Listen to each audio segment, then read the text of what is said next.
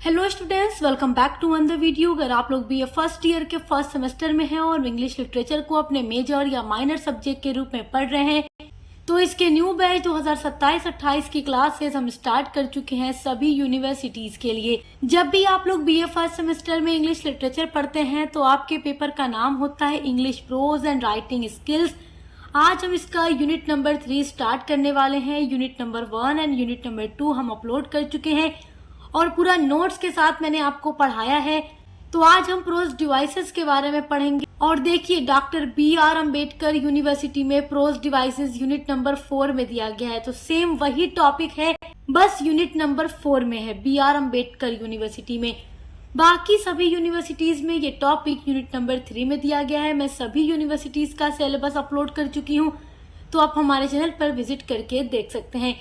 मेरे प्यारे बच्चों, देखिए प्रोज डिवाइसेस से एग्जाम में कभी भी लॉन्ग क्वेश्चन नहीं आता। मतलब 99% क्वेश्चन यहाँ से शॉर्ट में पूछा जाता है। 1% हो सकता है कि लॉन्ग में पूछ दे, बट लॉन्ग में नहीं आता। लॉन्ग में क्वेश्चंस आपके आएंगे यूनिट नंबर 4 से शुरू होगा, वहां से लॉन्ग में क्वेश्चन बनेगा। बाकी देखो एग्जाम के मॉडल पेपर में अपलोड करूंगी, टेंशन नहीं लेना है। चलिए पढ़ते हैं प्रोज डिवाइसेस, जिसमें आपको theme, point of view, sentence pattern, imagery, tone, mood, analogy, anecdote, antithesis, aphorism, diction, inversion, humour and pathos, ये प्रोज डिवाइसेस पढ़ना है। चलिए बारी बारी सभी को डिटेल में समझते हैं। मेरे प्यारे स्टूडेंट, सबसे पहले मैं आपको ये बताऊंगी कि प्रोज डिवाइसेस क्या होता है। देखिए आपके सिलेबस में आपको इंग्लिश प्रोज दिया गया है, राइटिंग स्किल्स, जिसमें आपको शॉर्ट स्टोरीज और एसेज दिए गए हैं पढ़ने के लिए। तो उन स्टोरीज को लिखने के लिए या उन एस्से को लिखने के लिए जो राइटर होते हैं कोई ना कोई थीम रखते हैं अपने स्टोरी में, कोई ना कोई प्रोज डिवाइस यूज करते हैं अपनी उस स्टोरी को लिखने के लिए। तो वही प्रोज डिवाइसेस आपको पढ़ना है। सबसे पहला प्रोज डिवाइस हो जाएगा थीम। थीम को हिंदी में आप विषय वस्तु कह सकते हैं। विषय वस्तु का मतलब ये समझ लीजिए कि आप जो भी कहानी पढ़ते हैं उसको पढ़ने के बाद आपको एक मैसेज मिलता है, एक बात समझ आती है कि इस पूरी स्टोरी में राइटर हमें क्या बताना चाह रहा है। तो वही थीम होता है। Theme is the main idea और message of a story.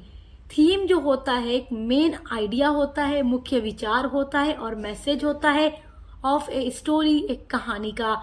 It tells, ये कहता है, टेल्स मतलब कहता है या बताता है, यानी जो थीम है वो बताती है what the writer wants reader to learn about life, society और human nature। थीम हमें ये बताती है कि राइटर क्या want यानी क्या चाहता है रीडर्स को लर्न कराना अबाउट लाइफ, लाइफ के बारे में, सोसाइटी यानी समाज के बारे में, और ह्यूमन नेचर, इंसानों के नेचर के बारे में, स्वभाव के बारे में। देखो हर अलग अलग स्टोरी में, ड्रामा में, नॉवेल में, स्टेज में अलग अलग थीम आपको मिलती है।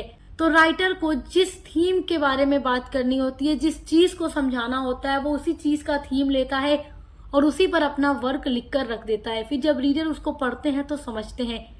जैसे ओ हेनरी की द लास्ट लीफ आप अपने सिलेबस में पढ़ेंगे तो उसमें आपको फ्रेंडशिप के बारे में और सेक्रीफाइस के बारे में पता चलेगा।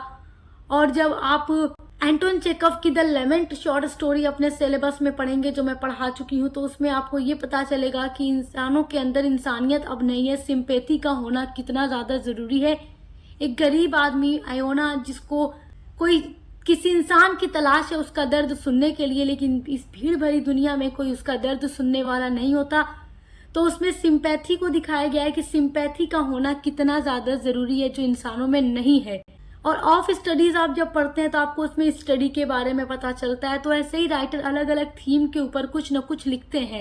ए theme is not directly stated but understood through the events and characters.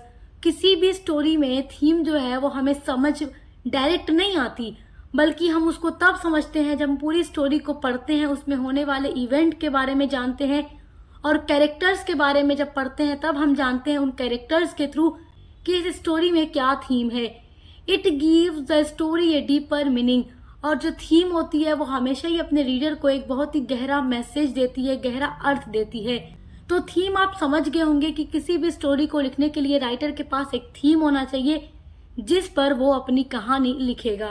देखिए आपका जो नेक्स्ट प्रोज डिवाइसेस है वो है point of view. Point of view को हिंदी में दृष्टिकोण कहते हैं। पॉइंट ऑफ व्यू का मतलब है कि कहानी किस पॉइंट ऑफ व्यू से सुनाई जाएगी। देखिए, कोई भी राइटर जब कोई स्टोरी लिखता है तो उसमें फर्स्ट पर्सन, सेकेंड पर्सन या third person point of view होता है। अब वो क्या होता है, इस बात को समझिए।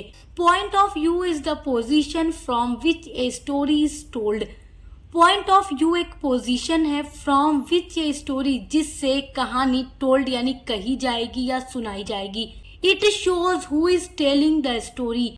पॉइंट ऑफ व्यू ये शो करता है, ये दिखाता है या ये बताता है कि हु इज टेलिंग, कौन टेल यानी कौन कहेगा द स्टोरी, कहानी को। देखो, कभी कभी आप जब कोई स्टोरी पढ़ते हो या कोई नॉवेल पढ़ते हो तो पढ़ते टाइम आपको ऐसा लगता है कि उसमें एक ही नरेटर है और वही पूरी स्टोरी को डिस्क्राइब कर रहा है, बता रहा है कि मेरा नाम ये है, मैं इस गांव में रहता हूँ, मेरी फैमिली में ये लोग हैं, और इस तरीके से घटनाएं होती रही और वो पूरी कहानी वो इंसान मैं या मेरा करके सुनाता रहता है। तो वो first person point of view में लिखी जाती है।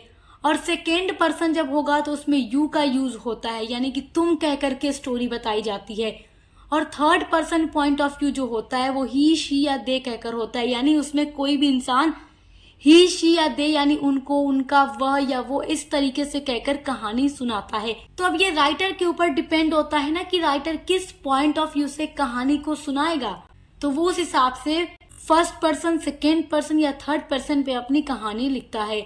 The point of view affects how readers understand the characters, event and emotions in the story. Point of view affects करता है how, किस तरीके से रीडर जो है, रीडर का मतलब जो पढ़ने वाले हैं, जैसे आपके सिलेबस में जितनी भी कहानी दी गई है उसको आप पढ़ेंगे तो आप रीडर हुए। अंडरस्टैंड, तो पॉइंट ऑफ व्यू अफेक्ट करता है रीडर्स को कि वो कैसे कहानी को अंडरस्टैंड करेंगे, समझेंगे, कैरेक्टर्स के बारे में जानेंगे, इवेंट्स के बारे में यानी क्या क्या इवेंट्स कहानी में हुआ, इमोशंस क्या है इन द स्टोरी, कहानी में। देखिए, आपका जो नेक्स्ट प्रोज डिवाइस है वो है सेंटेंस पैटर्न। सेंटेंस का मतलब वाक्य होता है और पैटर्न का मतलब हो जाता है संरचना।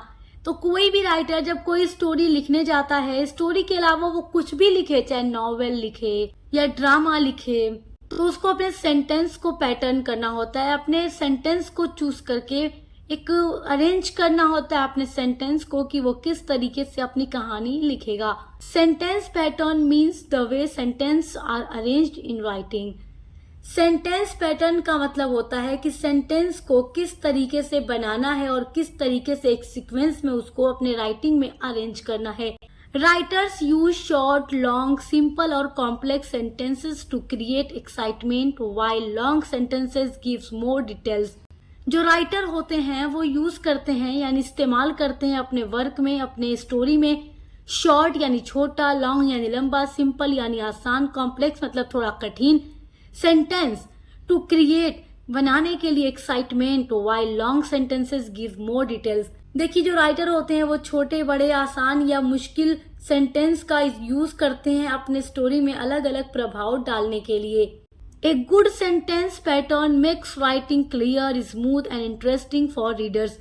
कोई भी राइटर जब एक अच्छा सेंटेंस पैटर्न अरेंज करता है, अपने स्टोरी को इस तरीके से अरेंज करता है कि रीडर जब उसको पढ़ता है तो रीडर को पढ़कर मजा आ जाता है कि इंटरेस्टिंग वे में राइटर अपने वर्ड्स को चूज करता है और पढ़ने में रीडर को वो इजी भी लगती है, क्लियर भी होती है और पढ़कर रीडर को मजा भी आ जाता है।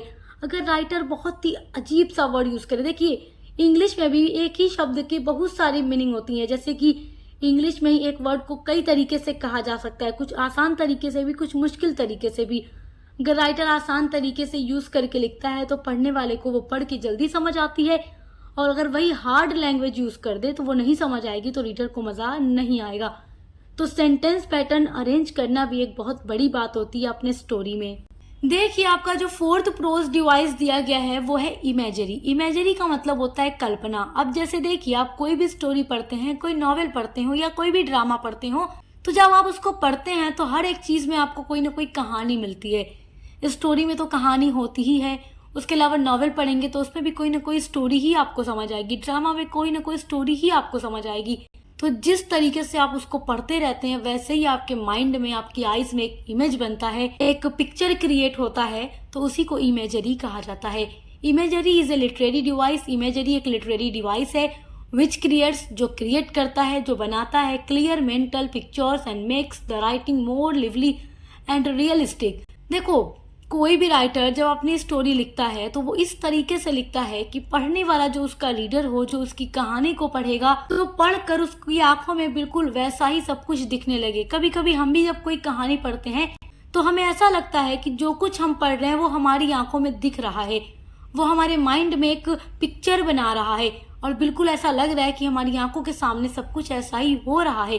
तो कोई भी राइटर जब कोई कहानी लिखता है तो बिल्कुल उसी अंदाज में लिखता है कि उसके रीडर के मन में एक पिक्चर क्रिएट हो सके, जिससे उसको वो कहानी एकदम लिवली यानी रियलिटी बेस्ड, रियलिस्टिक बेस्ड लगे कि वास्तव में सब कुछ उसके सामने चल रहा हो और हो रहा हो।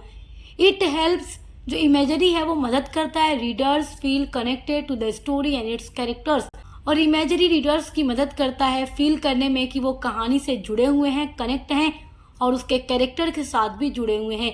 और अगर आप कोई कहानी पढ़ें और आपके मन में कोई पिक्चर ही ना क्रिएट हो तो आप उसको एकदम रियल नहीं समझ पाएंगे और आप उस कहानी से अच्छे से जुड़ नहीं पाएंगे, कैरेक्टर से जुड़ नहीं पाएंगे। और जब वो हमारी आंखों में एक इमेज बनाता है तो हमें लगता है कि सब कुछ रियलिटी में हो रहा है और हम उस कहानी में खो जाते हैं, उसमें हम उससे इस तरीके से कनेक्ट हो जाते हैं कि हमें और भी ज़्यादा स्टोरी को पढ़ने में मज़ा आता है।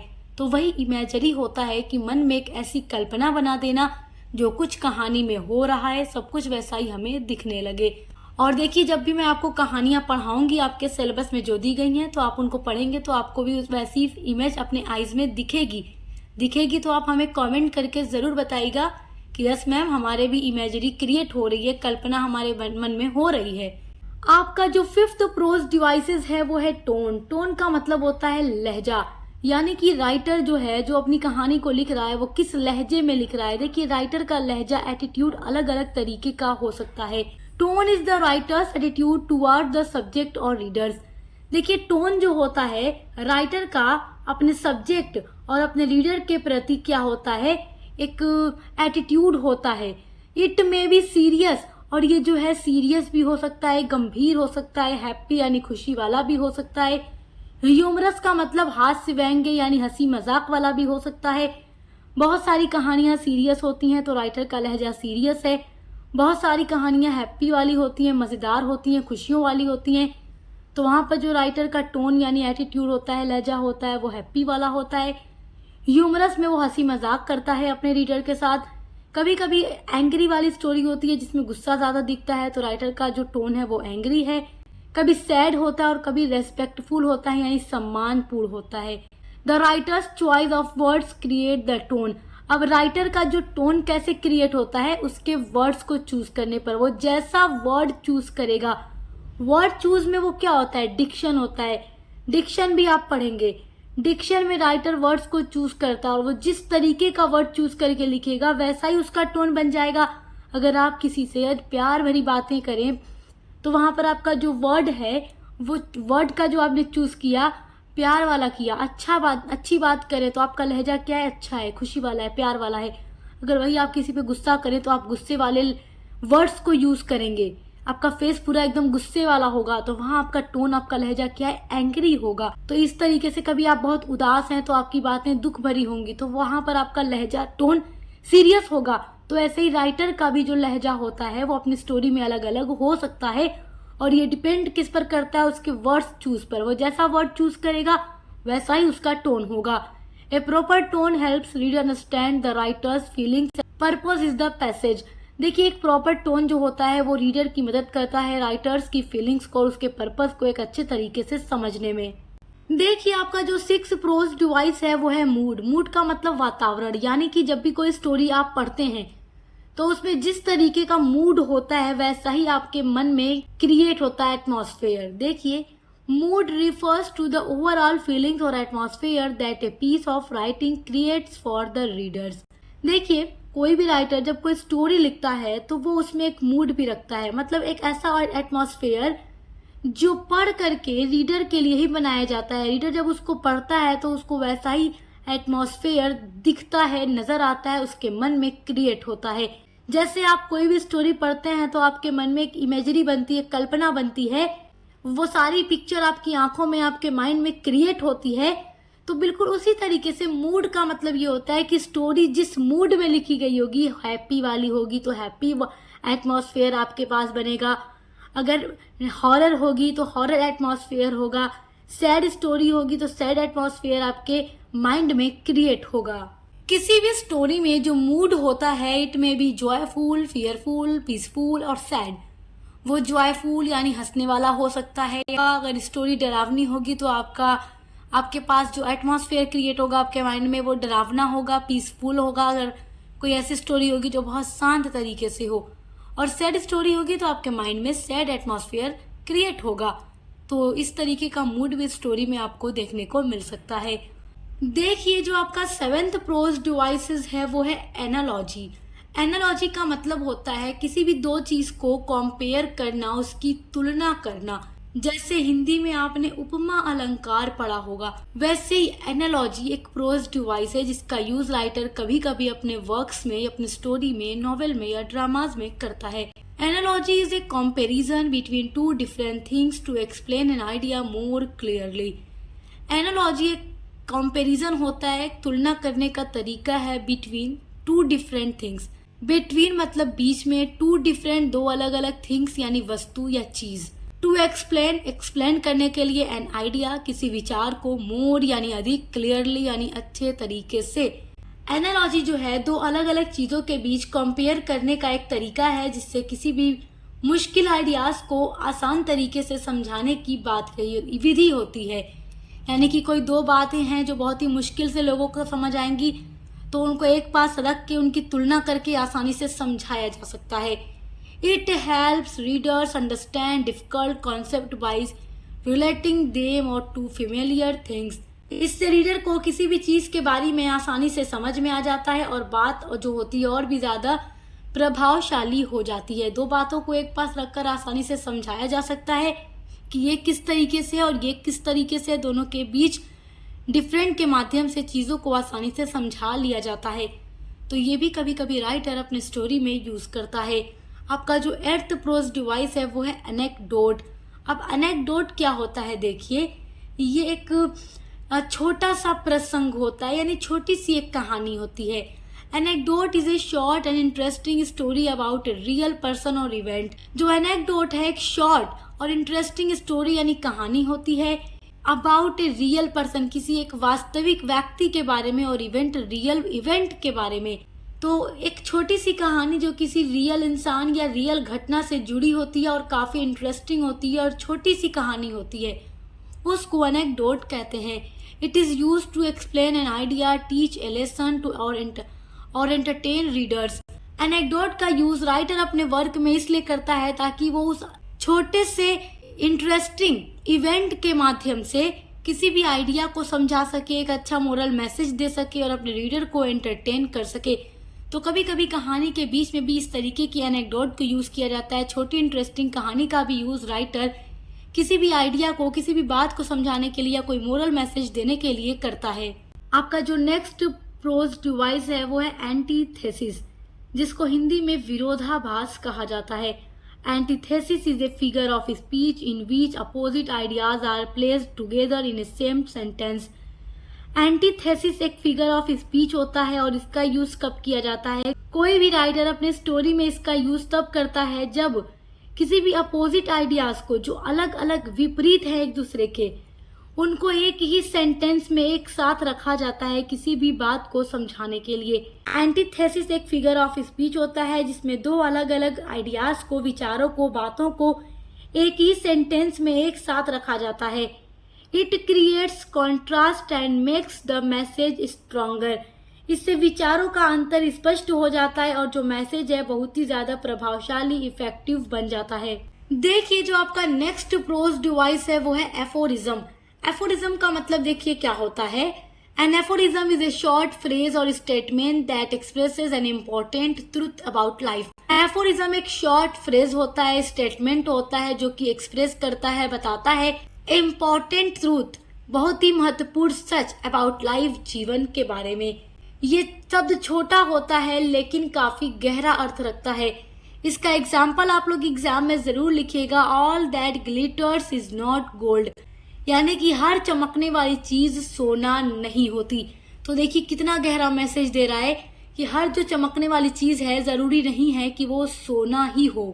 देखिए जो आपका नेक्स्ट प्रोज डिवाइस है वो है डिक्शन। डिक्शन का मतलब होता है शब्दों को चुनना। कोई भी राइटर जब किसी स्टोरी को लिखने जाता है, स्टोरी के अलावा अगर वो नॉवेल लिखे, पोएम लिखे, ड्रामा लिखे, कुछ भी लिखे, एस्से लिखे, लेकिन वो शब्दों को चुनता है, वो डिक्शन करता है, यानी कि शब्दों को चूज करता है कि वो किस तरीके का वर्ड्स यूज करके अपने स्टोरी को, अपने ड्रामा को, अपने नॉवेल को लिखेगा। Diction is a literary device. Diction एक लिटरेरी डिवाइस है। लिटरेरी डिवाइस कहिए या प्रोज डिवाइस कहिए, बात एक ही है। That's the choice of words or style used by writer in order to convey their message. तो डिक्शन एक लिटरेरी डिवाइस या प्रोज डिवाइस है। That the choice of words, जो वर्ड्स को चुनता है और स्टाइल यूज करता है बाय राइटर, राइटर के द्वारा, in order to convey. Convey का मतलब होता है बताना, देयर मैसेज, अपना मैसेज बताने के लिए। तो कोई भी राइटर जब कुछ लिखता है तो उसके वर्क में आपको कोई ना कोई मैसेज मिलता है, चाहे आप स्टोरी पढ़ें, नॉवेल पढ़ें, ड्रामा पढ़ें, इससे पढ़ें, कोई मैसेज आपको जरूर मिलता है, कोई थीम आपको मिलती है। तो अपने मैसेज को कन्वे करने के लिए, बताने के लिए राइटर वर्ड्स को चूज करता है, उसी को डिक्शन कहा जाता है। Careful words choice improves the style, tone and impact of the writing. Careful का मतलब एकदम ध्यान से अगर वर्ड्स को चूज किया जाए तो वो इम्प्रूव करता है, सुधारता है द स्टाइल को, लिखने के तरीके को, टोन को, यानी जो टोन होता है, मैंने अभी आपको टोन पढ़ाया है कि टोन लहजा होता है, तो टोन पर भी इम्पैक्ट डालता है। मैंने आपको बताया था ना कि वर्ड्स को जैसा राइटर चूज करेगा वो टोन पर इम्पैक्ट डालेगा। तो इस तरीके से डिक्शन अच्छा होगा तो उसके टोन पर भी उसका इम्पैक्ट पड़ता है। देखिए आपका जो नेक्स्ट प्रोज डिवाइस है वो है इन्वर्जन। इन्वर्जन का मतलब होता है शब्दों को उलट पुलट कर देना। कभी कभी आप कुछ पढ़ते हैं अपने किताब में तो आपको लगता है कि बुक मिस प्रिंट हो गई है, लगता है ये ऐसे नहीं होगा, इस तरीके से होगा, बुक में गलत छप गया है, जबकि कभी कभी वो गलत नहीं होता। कभी कभी राइटर अपने वर्क में इन्वर्जन यूज करता है। ये एक ऐसा प्रोज डिवाइस है जिसमें वर्ड्स को, एक सेंटेंस का जो वर्ड होता है, जो पहले आना है उसको बाद में कर देता है, जो बाद में आना है उसको पहले कर देता है। It refers to the literary technique of reversing the normal order of words in sentence और फ्रेज, ऑफन फॉर एम्फेसाइज और to create a specific effect. Inversion जो है ये रिफर करता है लिटरेरी टेक्निक को, एक ऐसी लिटरेरी टेक्निक या लिटरेरी डिवाइस ऑफ रिवर्सिंग, यानी उलट पुलट कर देना, बदल देना, द नॉर्मल ऑर्डर, यानी जो नॉर्मल ऑर्डर है वर्ड्स का, इन ए सेंटेंस और फ्रेज, सेंटेंस में या फ्रेज में या किसी, इसको क्यों उल्टा पुल्टा जाता है, इम्फेसिस यानी जोर डालने के लिए और क्रिएट करने के लिए, बनाने के लिए, स्पेसिफिक इफेक्ट बनाने के लिए राइटर कभी कभी वर्ड्स को उलट पुलट कर देता है। यहाँ पर मैंने इन्वर्जन के कुछ एग्जाम्पल भी नोट किए हैं जो आप एग्जाम में लिख करके आएंगे तो आपको एग्जामिनर पूरा नंबर देगा, क्योंकि एग्जाम्पल लिखने पर अक्सर नंबर पूरा मिलता है। तो देखिए यहाँ पर एक एग्जाम्पल है, never did she speak again. ये इन्वर्जन किया क्या है, इसका नॉर्मल जो सेंटेंस होगा, जो सही सेंटेंस होगा वो है शी नेवर स्पोक अगेन। तो कभी अगर आपको इस तरीके से लिखा हुआ मिल गया किसी स्टोरी में उलट पुलट कर तो आप सोचेंगे लगता है मिस प्रिंट हो गया, बट ऐसा नहीं होता, कभी कभी राइटर इन्वर्जन यूज करता है। उसके अलावा दूसरा एग्जाम्पल है, आई रेयरली सी हिम। ये नॉर्मल सेंटेंस है, अगर इसका इन्वर्जन कर दिया जाए तो rarely do I see him हो जाएगा। तो देखिए इन्वर्जन हो गया, बट सही नॉर्मल सेंटेंस ये ऊपर वाला है, आई रेयरली सी हिम। देखिए आपका जो नेक्स्ट प्रोज डिवाइस है वो है ह्यूमर, जिसको हास्य हिंदी में कहा जाता है। देखिए कभी कभी आप कोई ऐसी कहानी पढ़ते हैं, ऐसी स्टोरी पढ़ते हैं जो पढ़कर आप सिर्फ और सिर्फ हंसते हैं और आपका हंसते हंसते पेट दुख जाता है, तो उसमें राइटर ह्यूमर प्रोज डिवाइस का यूज करता है। देखिए जब भी राइटर को अपने रीडर को हंसाना होता है तो वो ह्यूमर का यूज करता है। Humour is the use of funny idea, situations और language to make readers laugh और स्माइल। ह्यूमर एक ऐसा प्रोज डिवाइस होता है जिसका यूज राइटर करता है फनी आइडियाज बना लिखने के लिए, फनी सिचुएशन क्रिएट करने के लिए, और ऐसी लैंग्वेज यूज करता है जिसको पढ़कर रीडर केवल हंसे और स्माइल करे। It makes writing enjoyable and entertaining. Humour जो होता है वो हमेशा अपने किसी भी वर्क को इंजॉयबल यानी आनंद देने वाला और एंटरटेनिंग कराने वाला बना देता है। तो राइटर जब भी अपने रीडर को हंसाना चाहता है तो वो ह्यूमर का यूज करता है, और जब भी रुलाना चाहता है या उदास करना चाहता है तो इसी का अपोजिट प्रोज डिवाइस है पैथोस, उसका यूज करता है। हंसाने के लिए ह्यूमर और उदास करने के लिए pathos. Pathos is a literary device that appeals to the reader's emotions, especially feelings of sympathy, sadness, love और pity। ये एक ऐसा प्रोज डिवाइस है जिसका यूज राइटर अपने वर्क में तब करता है जब वो चाहता है कि उसके रीडर का जो सिंपैथी हो, उसके वर्क में जो भी कैरेक्टर हो उनके लिए हो, उनकी फीलिंग उदास हो जाती है। जैसे आप पढ़ते हैं द लेमेंट, आपके सिलेबस में दिया गया है द लेमेंट, एंटोन चेकव की शॉर्ट स्टोरी। जब आप उसको पढ़ेंगे तो उसमें मेन कैरेक्टर आयोना के साथ आपको सिंपैथी हो जाएगी, आपको उस पर दया आएगी, आपको उसको दया की फीलिंग क्रिएट होगी। तो वो पैथोस वहाँ पर यूज किया गया है। तो मेरे प्यारे स्टूडेंट्स, जब भी कोई राइटर कोई भी स्टोरी, नॉवेल, ड्रामा लिखता है तो इन सभी प्रोज डिवाइसेस का यूज करता है। ऐसा नहीं है कि केवल शॉर्ट स्टोरीज में ही, बल्कि नॉवेल में भी, ड्रामाज में भी इन प्रोज डिवाइसेस का यूज किया जाता है। तो उम्मीद करती हूँ कि आप प्रोज डिवाइसेस को बहुत अच्छे से समझ गए होंगे। अब देखिए नेक्स्ट आपका जो होगा वो शॉर्ट स्टोरी होगा, जो कि मैं पढ़ा चुकी हूँ। शॉर्ट स्टोरीज पर लगातार वीडियोस अपलोड हो रही हैं, देखकर आप अच्छे से पढ़ाई करते रहिए। इंग्लिश लिटरेचर के अलावा भी बीए के हर एक सब्जेक्ट की क्लासेस चल रही हैं। आप कोई भी सब्जेक्ट पढ़ते हैं उसके लिए चैनल पर विजिट कीजिएगा। को करिकुलर की भी पूरी प्लेलिस्ट बनी हुई है जहाँ से चेक करके आप एग्जाम की तैयारी कर सकते हैं। तो अच्छे से पढ़ाई करते रहिए। Best of luck. अब मिलते हैं अगली वीडियो के साथ।